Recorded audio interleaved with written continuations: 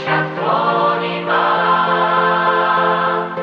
Twoje serce dobrze zna. By żyć inteligentnie, zobaczyć głębiej, więcej patrz sercem. Boże, sugestie są mądrzejsze niż te ludzkie presje. Opinii, kwestie, wiarą wolny od hejtu, błędów bez lęku. Dziękuj w sercu, przeżycie wędruj, nie psuj ducha wiary. Z urody wdzięku, suche tanie piedestały. Zna co we wnętrzu, w sercu zapisany. Zmartwychwstały Pan, wszechmocny. On kocha pokornych, odbij od tej normy zbyt powierzchownych, obojętnych, pustych. Jak wydmuszki jesteś więcej warty niż ranking, casting. Opinie czy wyniki, Bóg inaczej patrzy. Wie więcej, widzi, czy umiesz się wstydzić, gdy chodzi o prawdę.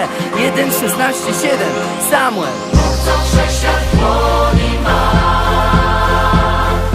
Twoje serce dobrze zna. Bóg, co wszechświat w dłoni ma. Twoje serce dobrze zna. Ludzkie osądy są czymś tak umownym. Choćbyś nawet błądził ku Bogu, choć podbij. On czyni zdolnym, mądrym, by być wolnym, mocnym. Weź ogarnij nieładki, maski. Duchowo umarli widzą tylko okładki. O lajki tak skomlą. Gdzie tu wolność, święty, niepojęty. Ducha dotknął mocno na tych naugiętych. Patrzy z miłością do głębi nędzy.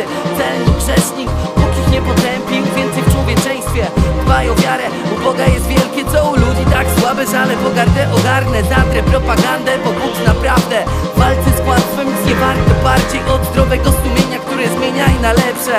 Bóg wie więcej, jeszcze dbaj o wnętrze piękne. Co wszechświat w dłoni ma.